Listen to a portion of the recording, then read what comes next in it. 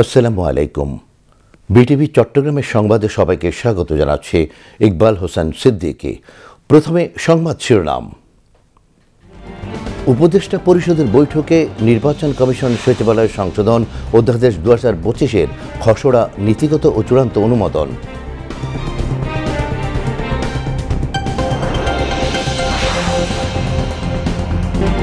British MP tulip Siddique এখনও বাংলাদেশের voter, আছে পাসপোর্ট ও জাতীয় পরিচয়পত্র।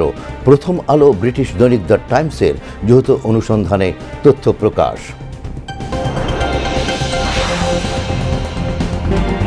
জুলাই আগস্টে মানবতাবিরোধী অপরাধের মামলায় শেখ হাসিনা সহ 3 জনের বিরুদ্ধে সাক্ষ্য গ্রহণ শেষের পথে। শেখ হাসিনা সহ জড়িত সকল বাহিনীর সদস্যদের কঠোর শাস্তি চাইলেন নাহিদ ইসলাম। দেশে বৈদেশিক মুদ্রার রিজার্ভ আবারও $31 বিলিয়ন ছাড়িয়েছে বাংলাদেশ ব্যাংকের তথ্য।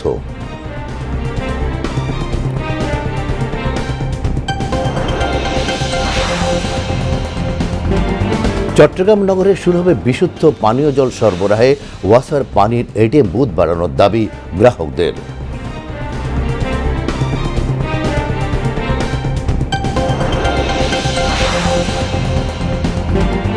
গাজায় ইসরায়েলি নির্বিচার হামলায় আরও 83 ফিলিস্তিনের প্রাণহানি, নিহতের সংখ্যা ছাড়ালো 65,000।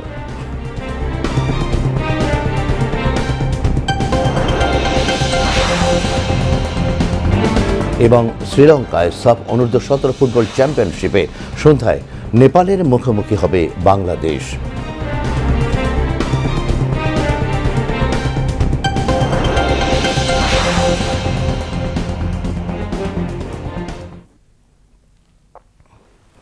এতক্ষণ সংবাদ শিরোনাম শুনলেন, এবার বিস্তারিত।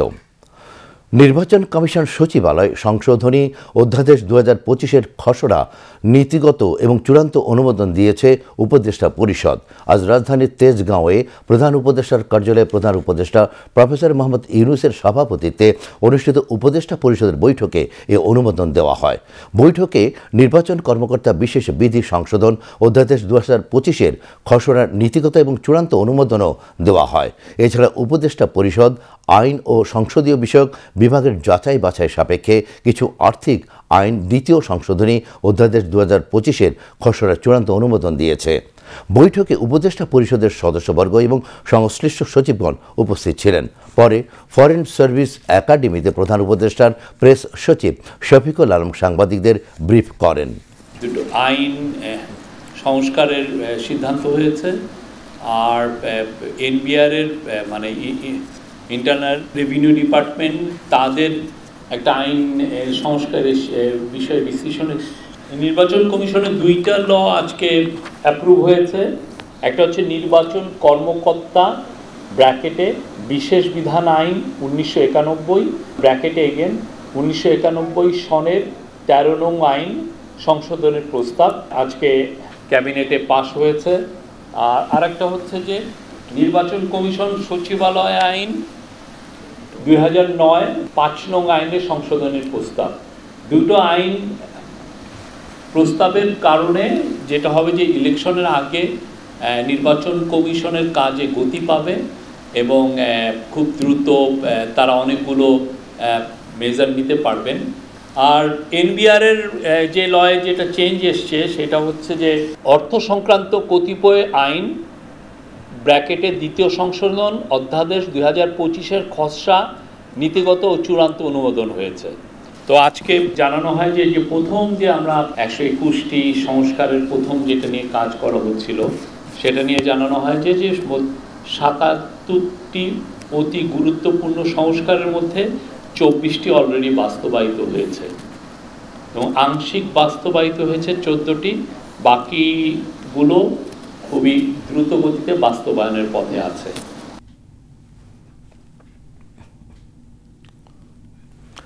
ফ্যাসিস্ট শেখ হাসিনার ভাগ্নি টিউলিপ রিজওয়ানা সিদ্দিক এখনও বাংলাদেশের ভোটার, রয়েছে তার পাসপোর্ট এবং জাতীয় পরিচয়পত্র। বিষয়টি নিয়ে 240 বছরের পুরনো ব্রিটিশ দৈনিক দ্য টাইমসের সঙ্গে প্রথম আলো যৌথভাবে কাজ করছে। এ নিয়ে 2 পত্রিকায় অনুসন্ধানী প্রতিবেদন প্রকাশ হয়েছে আজ।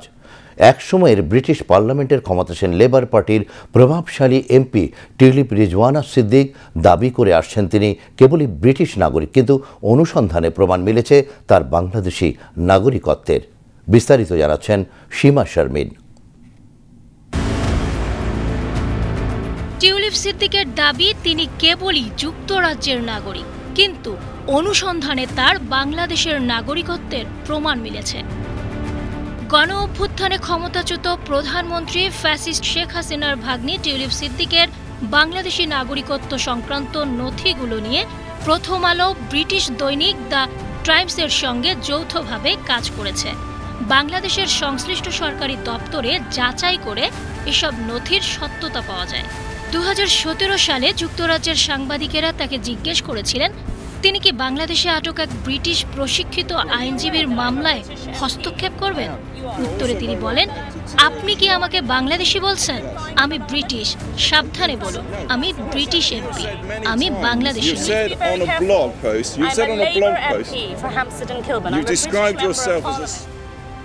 নথিপত্রে দেখা যায় টিউলিপ রিজওয়ানা সিদ্দিকের নামে জাতীয় পরিচয়পত্র হয় 2011 সালে। তাতে তিনি ঢাকার ধানমন্ডির 5 নম্বর সড়কের যে ঠিকানা ব্যবহার করেছেন সেটা তার খালা শেখ হাসিনার বাসা সুধা সদন। এনআইডির যেসব তথ্য ছাপা থাকে তার বাইরে আরও কিছু তথ্য নিবন্ধনের সময় দিতে হয়। সেগুলো নির্বাচন কমিশনের এনআইডি তথ্য ভাণ্ডারে সংরক্ষিত থাকে। এই তথ্য ভাণ্ডারে টিউলিপের এনআইডি সংক্রান্ত সব তথ্য সংরক্ষিত রয়েছে। এনআইডিতে টিউলিপের পেশা উল্লেখ করা হয়েছে বেসরকারি চাকরি, জন্মস্থান ঢাকা, ভোটার এলাকা ধানমন্ডি। তার এনআইডির তথ্যে ট্যাগ হিসেবে আছে মাইগ্রেটেড বা অভিবাসী। নির্বাচন কমিশনের অধীন এনআইডি সার্ভারে টিউলিপের বাংলাদেশি পাসপোর্টের নম্বরও উল্লেখ রয়েছে। গত 12 আগস্ট যুক্তরাজ্যের সংবাদপত্র ফিনান্সিয়াল টাইমসকে টিউলিপ সিদ্দিকের আইনি পরামর্শক প্রতিষ্ঠান স্টিফেনসন হারউইডের এক মুখপাত্র বলেন, টিউলিপ কখনো বাংলাদেশি জাতীয় পরিচয়পত্র বা ভোটার আইডি পাননি এবং শৈশবের পর থেকে কোনো পাসপোর্টও রাখেননি। গত বছরের 5 আগস্ট গণ অভ্যুত্থানে ফ্যাসিস্ট শেখ হাসিনা সরকারের পতন হয়। এরপর চলতি বছরের ফেব্রুয়ারিতে শেখ হাসিনা ও তার বোন শেখ রেহানার পরিবারের 10 সদস্যের এনআইডি লক করে দেয় ইসি। এর মধ্যে শেখ রেহানার মেয়ে টিউলিপ সিদ্দিকের এনআইডিও রয়েছে। টিউলিপ রিজওয়ানা সিদ্দিক বাংলাদেশের নাগরিকত্ব ত্যাগ করেছেন কিনা সেটা জানতে প্রথম আলো স্বরাষ্ট্র মন্ত্রণালয়ের সংশ্লিষ্ট শাখায় খোঁজ নেয়। সেখানকার কর্মকর্তারা জানিয়েছেন টিউলিপ রিজওয়ানা সিদ্দিক নাগরিকত্ব ত্যাগের কোনো আবেদন এখনো পর্যন্ত করেননি। Seema Sharmin, BTV news.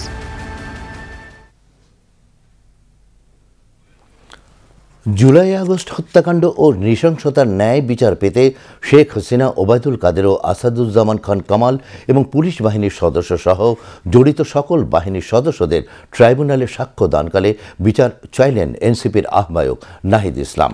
আন্তর্জাতিক অপরাধ ট্রাইব্যুনাল 1-এর চেয়ারম্যান বিচারপতি মোহাম্মদ গোলাম মুর্তজা মজুমদারের নেতৃত্বাধীন 3 সদস্যের ট্রাইব্যুনালে সকালে জুলাই আন্দোলনের অন্যতম সংগঠক নাহিদ ইসলামের দ্বিতীয় দিনের সাক্ষ্য গ্রহণ শুরু হয় আজ। ট্রাইব্যুনালের অপর 2 সদস্য হলেন বিচারপতি শফিউল আলম মাহমুদ ও বিচারপতি মহিতুল হক এনাম চৌধুরী। এর আগে গতকাল নাহিদ ইসলামের প্রথম দিনের সাক্ষ্য গ্রহণ করেন ট্রাইব্যুনাল। আজ দিনের দ্বিতীয়ার্ধে নাহিদ ইসলামকে জেরা করেন রাষ্ট্রনিযুক্ত আসামি পক্ষের আইনজীবী। এই মামলার অপর আসামি সাবেক স্বরাষ্ট্রমন্ত্রী আসাদুজ্জামান খান কামাল ও সাবেক আইজিপি চৌধুরী আবদুল্লাহ আল মামুন। সাক্ষ্য গ্রহণের আজ শেষ দিনে নাহিদ ইসলাম 2024-এর 19 জুলাই থেকে 5 আগস্ট পর্যন্ত আন্দোলনে ফ্যাসিস্ট আওয়ামী লীগ সরকারের হত্যা, নির্যাতন ও দমন পীড়নের চিত্র তুলে ধরেন। 20 জুলাই রাতে আমাকে তুলে নিয়ে নির্যাতন করা হয়। আমাদের অন্যান্য সমন্বয়কদেরকে গুম করা হয়েছিল। পরবর্তীতে আমরা যখন গণস্বাস্থ্যে ভর্তি হই সেখানে আমাদের সাথে যে ঘটনাগুলো ঘটেছিল এবং ডিবি অফিসে নিয়ে যাওয়া, সেখানে নির্যাতন, আন্দোলন প্রত্যাহারের জন্য চাপ দেওয়া এবং বাইরে যে আন্দোলন, শিক্ষার্থীরা আন্দোলন চলমান রেখেছিল। পরবর্তীতে আমরা 1 আগস্ট যে মুক্তি পাই এবং 3রা আগস্ট এক দফার ঘোষণা শহীদ মিনারে আমরা সকলের সাথে সমন্বয় করে এক দফার সিদ্ধান্তে উপনীত হই।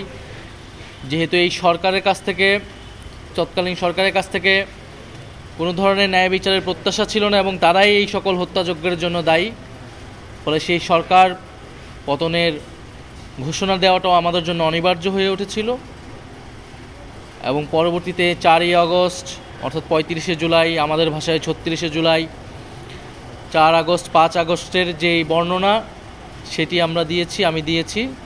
এবং 4 আগস্ট 5 আগস্ট যে হত্যাযজ্ঞ সারা দেশে চালানো হয়েছিল পুলিশ, অন্যান্য বাহিনী এবং আওয়ামী সন্ত্রাসীদের দ্বারা, সেই হত্যাযজ্ঞের বর্ণনা, 5ই আগস্ট শেখ হাসিনার পালিয়ে যাওয়া, নতুন সরকারের ঘোষণা, 5ই আগস্ট পর্যন্ত আমি আমার জবানবন্দি দেশে শেষ করেছি এবং মহামান্য আদালতের কাছে আমি এবং ভিকটিমদের পক্ষ থেকে আমি ন্যায় বিচার প্রত্যাশা করেছি। শেখ হাসিনা স্বরাষ্ট্রমন্ত্রী, তৎকালীন স্বরাষ্ট্রমন্ত্রী, পুলিশ এবং যে সকল আইন শৃঙ্খলা বাহিনী জড়িত ছিল তাদের প্রধানদেরকে আমি দায়ী করেছি এবং যারা হত্যাকাণ্ডে সরাসরি অংশগ্রহণ করেছে তাদেরকে দায়ী করেছি। তাদের বিচার এবং কঠোর শাস্তি আমি আদালতের কাছ থেকে প্রত্যাশা করেছি। এর আগে গতকাল প্রথম দিনের সাক্ষ্যে 24-এর 18 জুলাই পর্যন্ত আন্দোলনকালীন বিভিন্ন ঘটনা প্রবাহ সাক্ষ্য হিসেবে ট্রাইব্যুনালে তুলে ধরেন এনসিপির আহ্বায়ক নাহিদ ইসলাম। ট্রাইব্যুনালের বিচার কাজের মধ্যবিরতিতে চিফ প্রসিকিউটর মোহাম্মদ তাজুল ইসলাম ব্রিফিংয়ে সাংবাদিকদের জানান, এনসিপির আহ্বায়ক নাহিদ ইসলামের সাক্ষ্য এই মামলার বিচার কাজে গুরুত্বপূর্ণ ভূমিকা রাখবে। এর আগে 17 দিনে এই মামলার 81 জন সাক্ষীর মধ্যে 46 জন সাক্ষীর সাক্ষ্য গ্রহণ শেষ করেন ট্রাইব্যুনাল। এছাড়া জুলাই আগস্ট গণঅভ্যুত্থানে মানবতা বিরোধী অপরাধে সাভারের আশুলিয়ায় 6 লাশ পোড়ানোর মামলায় আজ তৃতীয় দিনের সাক্ষ্য গ্রহণ চলে। আন্তর্জাতিক অপরাধ ট্রাইব্যুনালের 2-এর চেয়ারম্যান বিচারপতি মোহাম্মদ নজরুল ইসলাম চৌধুরীর নেতৃত্বাধীন 3 সদস্যের আন্তর্জাতিক অপরাধ ট্রাইব্যুনালে সকালে সাক্ষ্য গ্রহণ শুরু হয়। ট্রাইব্যুনাল 2-এর অপর 2 সদস্য হলেন বিচারক মোহাম্মদ মঞ্জুরুল বাসিদ ও বিচারক নূর মোহাম্মদ শাহরিয়ার কবির। এই ঘটনায় শহীদ আবুল হোসেনের স্ত্রী লাকি আক্তার সাক্ষ্য দেন। এর আগে জুলাই আগস্ট গণঅভ্যুত্থানে মানবতা বিরোধী অপরাধে ক্ষমতাচ্যুত প্রধানমন্ত্রী শেখ হাসিনা সহ 3 জনের বিরুদ্ধে মামলায় গ্রেপ্তার থাকা আসামি চৌধুরী আবদুল্লাহ আল মামুন ও আশুলিয়ায় 6 লাশ পোড়ানো মামলার 8 আসামিকে সকালে ট্রাইব্যুনালে হাজির করা হয়। 2026 সালের ফেব্রুয়ারির প্রথমার্ধে ত্রয়োদশ জাতীয় সংসদ নির্বাচন আয়োজনে জোরে সোরে কাজ করছে নির্বাচন কমিশন। ইতিমধ্যে সংসদীয় আসনের সীমানা নির্ধারণ, ভোটার তালিকা হালনাগাদ, ভোট কেন্দ্র নির্ধারণ করা হয়েছে। চলছে নির্বাচনী কাজের সাথে সংশ্লিষ্টদের প্রশিক্ষণ কার্যক্রম। আফরিন জাহানের প্রতিবেদন। আর মাত্র কয়েকটি মাস, 2025-এর দিনগুলো যত দ্রুত শেষ হচ্ছে, ত্রয়োদশ জাতীয় সংসদ নির্বাচন নিয়ে নির্বাচন কমিশনের ব্যস্ততা ততই বাড়ছে। দেশের বহুল কাঙ্ক্ষিত ত্রয়োদশ জাতীয় সংসদ নির্বাচন আয়োজন নিয়ে নানা কাজে নিয়োজিত এখন ইসির সকল স্তরের কর্মীরা। ইসি ইতোমধ্যে সংসদীয় আসনের সীমানা নির্ধারণ, ভোটার তালিকা হালনাগাদ, ভোট কেন্দ্র নির্ধারণ, প্রার্থীদের মনোনয়ন যাচাই প্রক্রিয়া সহ নানা কাজ শেষ করেছে। পাশাপাশি চলছে নির্বাচনী কাজের সাথে সংশ্লিষ্ট কর্মকর্তাদের প্রশিক্ষণ কার্যক্রম।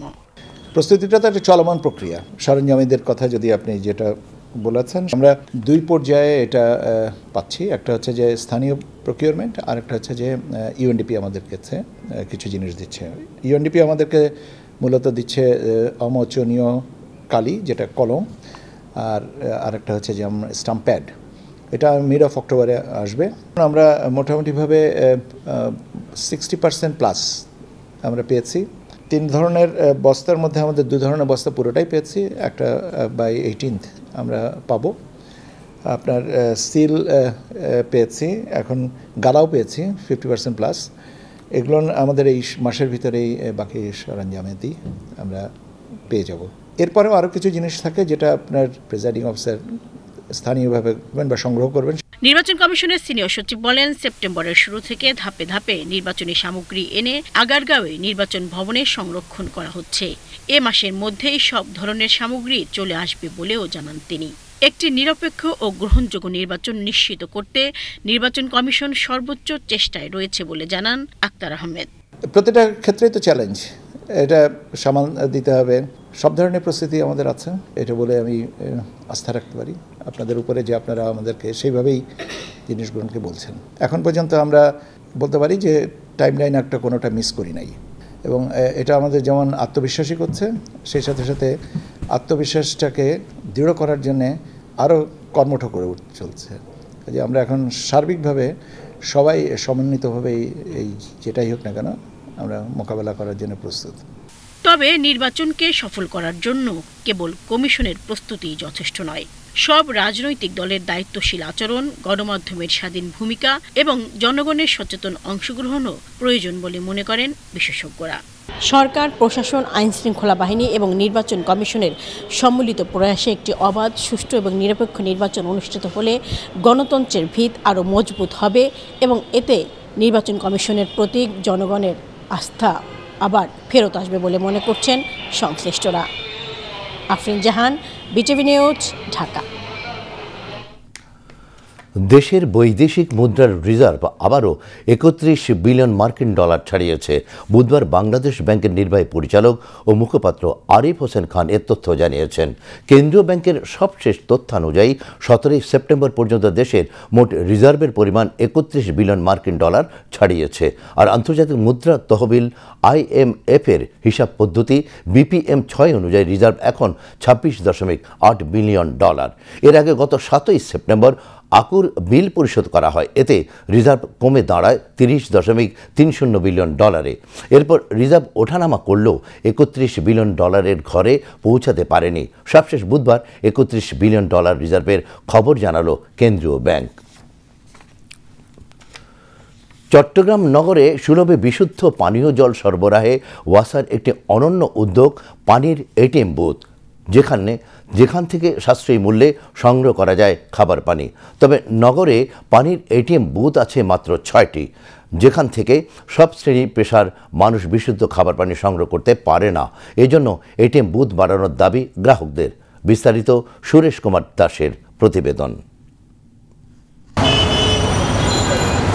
চট্টগ্রাম নগরে ওয়াসার ৬টি ATM বুথ আছে। এসব বুথে প্রিপেড কার্ড ব্যবহার করে গ্রাহকরা সাশ্রয়ী মূল্যে বিশুদ্ধ পানি কিনতে পারে, যা অপচয় ও স্বাস্থ্য ঝুঁকি কমিয়ে আনতে সহায়ক। সেখানে প্রতি লিটার পানি মাত্র ৬০ পয়সায় কিনতে পারে। কারণ আমাদের সাথে একটা প্রতিষ্ঠান চুক্তিবদ্ধ আছে, ড্রিঙ্কওয়েল নামে একটা প্রতিষ্ঠান।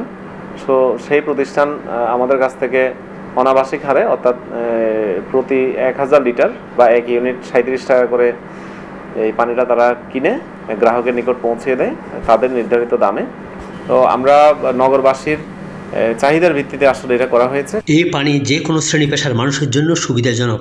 পথচারী, স্থানীয় দোকানদার, এলাকায় বসবাসকারী সকলে এই পানি বিশেষ করে খাওয়ার জন্য ব্যবহার করে। হ্যাঁ, পানি নিয়ে ভালো সুস্থ পাচ্ছি, এবার পানি ভালো। আজকে ২টা বছর এখান থেকে পানি নিই, পানিগুলো অত্যন্ত ভালো, মানে কোনো আয়রন নাই, একবারে অত্যন্ত ভালো পানি। সকাল ৯টা থেকে রাত্রে ৭টা পর্যন্ত পানি পাওয়া যায়। চট্টগ্রাম ওয়াসার আন্ডারে আমাদের 4টা মোড আছে। 4টা মোডের আন্ডারে মড 1 এবং মড 2-তে 6টি বুথ আছে। তারা এই আমাদের ওয়াসার পানিটা তারা সংগ্রহ করে পিউরিফাই করে সেটা হচ্ছে যে আপনার জনসাধারণের মাঝে প্রয়োজন মোতাবেক, চাহিদা মোতাবেক তারা সেটা সরবরাহ করে। তো এটা হচ্ছে যে সমাজের বিভিন্ন স্তরের মানুষজন এই পানিটা গ্রহণ করে থাকেন। তো এটা যেহেতু একটি পিউরিফাইড পানি, তো এই জন্য বিভিন্ন ব্যাংক প্রতিষ্ঠান বা বড় বড় কর্পোরেট হাউসে যে সময় তাদের পানির দরকার হয়, তারা সেখান থেকে ATM কার্ডের মাধ্যমে আপনার পানিটা সংগ্রহ করে থাকে। প্রতিটি বুথের গ্রাহক সংখ্যা 1000 বা তদূর্ধ্ব, যেখানে প্রতিদিন 1000 লিটারের বেশি পানি বিক্রি হয়। আমাদের এখানে সিস্টেমটা হচ্ছে NID কার্ডে ফটোকপি লাগবে আর 100 টাকা লাগবে। এই দুইটা দিলে আপনার একটা কার্ড দিব, এরকম একটা কার্ড দিব, এটা দিয়ে আপনি পানি নিতে পারবেন। পার লিটার আপনার 60 পয়সা করে। আমাদের এখানে কার্ড করা আছে 1800 জনের মতো কার্ড করা আছে, মানে আমাদের এই বুথে আর কি। তো এখান থেকে ধরেন যে আসে মোটামুটি কাস্টমার আসে, তারপর আমাদের এখানে ডেইলি 1-1500 বা 2000 লিটার এরকম যায়। বুথগুলোতে ওয়াসার পানিকে পরিশ্রাবণ করে বিক্রি করে, যে কারণে পানীয় জল হিসেবে বুথের পানির চাহিদা ভালো। তবে সর্বসাধারণের কাছে এই পানীয় জল সহজলভ্য করলে জনস্বাস্থ্যের উপকার হবে। সুরেশ কুমার দাস, বিটিভি, চট্টগ্রাম। এবার আন্তর্জাতিক সংবাদ।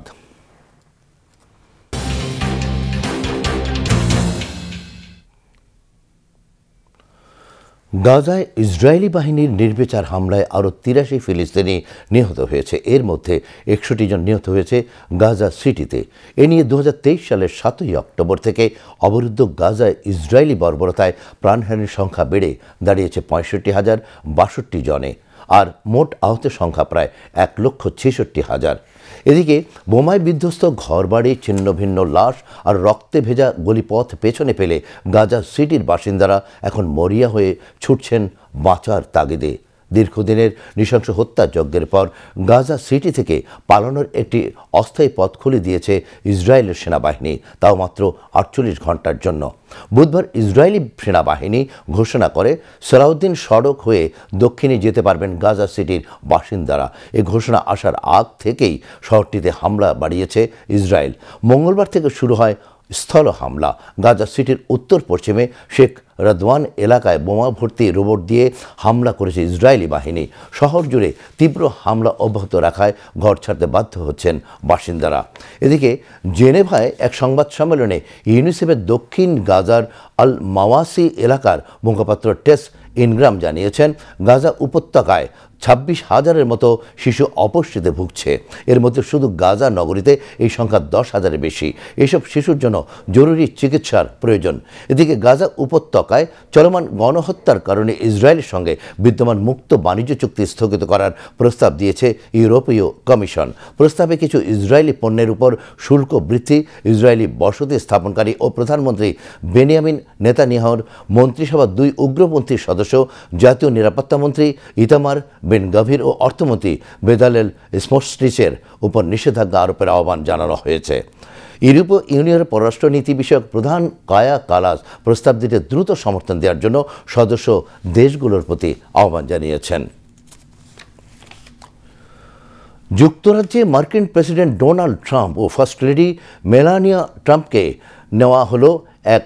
দেওয়া হলো এক জাঁকজমকপূর্ণ রাজকীয় সংবর্ধনা। রাজকীয় এই আয়োজনে কূটনীতি, খাবার, ঐতিহ্য ও আভিজাত্য এক সুতোয় বাধা পড়েছিল। এ সময় ট্রাম্প যুক্তরাজ্য মার্কিন যুক্তরাষ্ট্র দীর্ঘস্থায়ী সম্পর্কের প্রশংসা করেন এবং দুই দেশের মিত্রতা আরও জোরদার করার প্রত্যাশা ব্যক্ত করেন। বিস্তারিত ডেস্ক রিপোর্টে।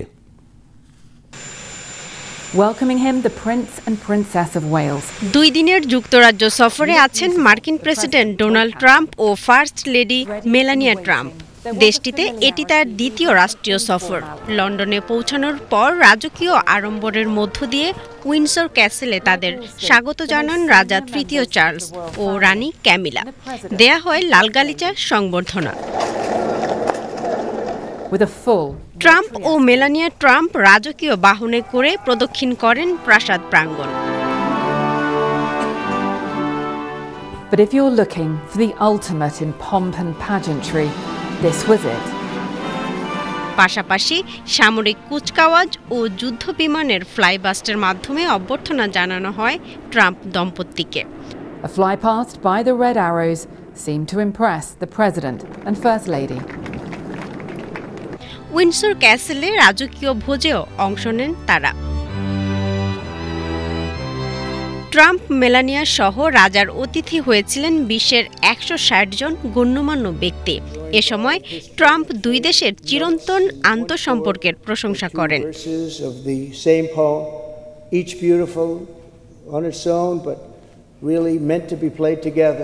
এদিকে ট্রাম্পকে সবচেয়ে ঘনিষ্ঠ মিত্র বলেছেন রাজা চার্লস। ট্রাম্প দম্পতিকে স্বাগত জানানোর এই আয়োজনে অংশ নেন ব্রিটিশ সামরিক বাহিনীর ১৩০০ সদস্য, ছিল ১২০টি ঘোড়া। ব্রিটিশ কর্মকর্তাদের মতে বিদেশি কোনো রাষ্ট্রপ্রধানকে স্বাগত জানানোর জন্য সে দেশে আয়োজিত স্মরণকালের সবচেয়ে বড় সামরিক সংবর্ধনা এটি। এদিকে ট্রাম্পের সফরকে ঘিরে রাজকীয় আয়োজন থাকলেও ব্রিটেনের রাস্তায় ছিল শত শত মানুষের বিক্ষোভ। সফরে নতুন বিনিয়োগ চুক্তি স্বাক্ষর ও দুই দেশের ঐতিহাসিক সম্পর্ক আরও জোরদার হবে বলে আশা প্রধানমন্ত্রী কিয়ার স্টারমারের।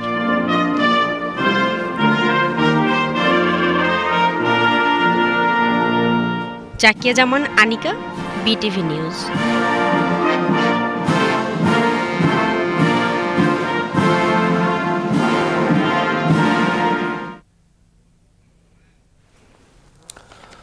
পাকিস্তান ও সৌদি আরব ঐতিহাসিক এক প্রতিরক্ষা চুক্তিতে স্বাক্ষর করেছে।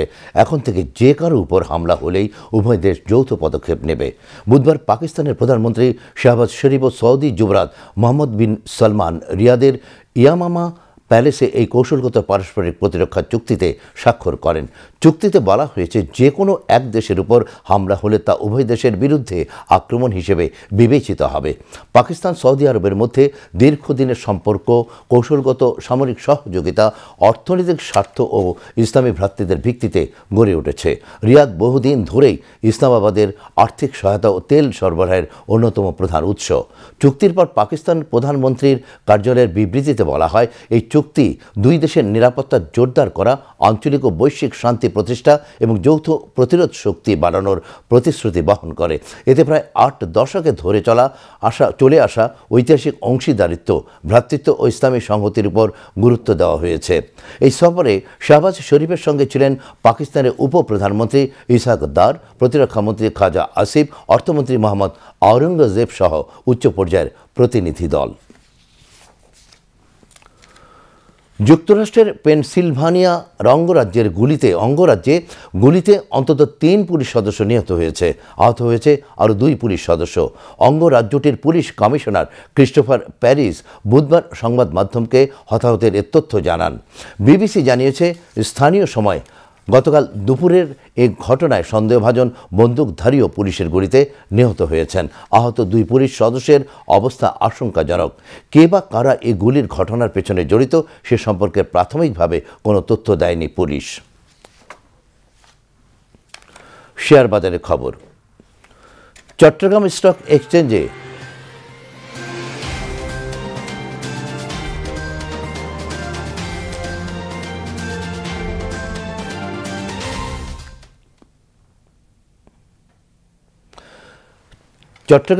এক্সচেঞ্জে মন্দাভাব অব্যাহত রয়েছে।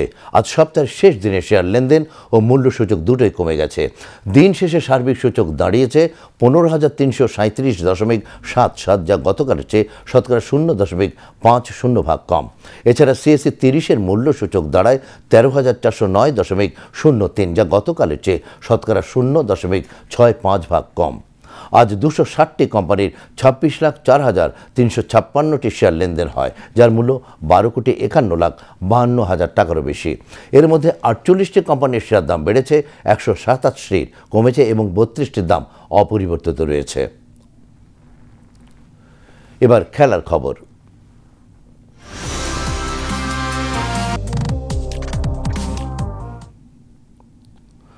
ফুটবল। শ্রীলঙ্কায় চলমান সাফ অনূর্ধ্ব-17 ফুটবল চ্যাম্পিয়নশিপে আজ নেপালের মুখোমুখি হবে বাংলাদেশ। কলম্বোর রেসকোর্স স্টেডিয়ামে ম্যাচটি শুরু হবে বাংলাদেশ সময় সন্ধ্যে 7:30টায়। অনূর্ধ্ব-17 ক্যাটাগরিতে এর আগে 2বার বালকদের সাফের এই প্রতিযোগিতাটি আয়োজিত হয়েছে। বাংলাদেশের সেরা সাফল্য রানার্স আপ হওয়া। গত বছর ভুটানে অনুষ্ঠিত আসরে ভারতের কাছে হেরে রানার্স আপ হয় বাংলাদেশ অনূর্ধ্ব-17 দল।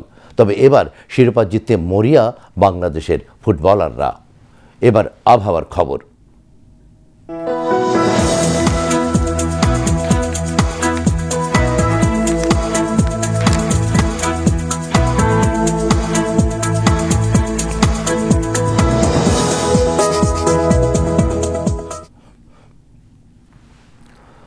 পতেঙ্গা আবহাওয়া জানিয়েছে, আগামীকাল সন্ধ্যে 6টা পর্যন্ত চট্টগ্রাম এবং পার্শ্ববর্তী এলাকায় আকাশ আংশিক মেঘলা সহ প্রধানত শুষ্ক আবহাওয়া বিরাজ করতে পারে। সেই সাথে অস্থায়ীভাবে অধিকাংশ জায়গায় হালকা থেকে মাঝারি ধরনের বৃষ্টি অথবা বজ্রসহ বৃষ্টিপাতের সম্ভাবনা রয়েছে। দিন ও রাতের তাপমাত্রা প্রায় অপরিবর্তিত থাকতে পারে। পরবর্তী 24 ঘন্টায় আবহাওয়ার সামান্য পরিবর্তনের সম্ভাবনা রয়েছে। নগরীতে আজ সর্বোচ্চ তাপমাত্রা ছিল 33.5 ডিগ্রি সেলসিয়াস, যা স্বাভাবিকের চেয়ে 1.9 ডিগ্রি বেশি, এবং সর্বনিম্ন তাপমাত্রা ছিল 25 ডিগ্রি সেলসিয়াস, যা স্বাভাবিকের চেয়ে 1.1 ডিগ্রি বেশি। আগামীকাল চট্টগ্রামে সূর্যোদয় 5টা 41 এবং সূর্যাস্ত 5টা 52 এবার জানিয়ে দিচ্ছি কর্ণফুলী নদীতে আগামীকালের জোয়ার ভাটার সময়সূচি। জোয়ার শুরু হবে ভোর 5টা 50 ভাটা বেলা 11টা 45 পরবর্তী জোয়ার শুরু হবে সন্ধ্যে 6টা 19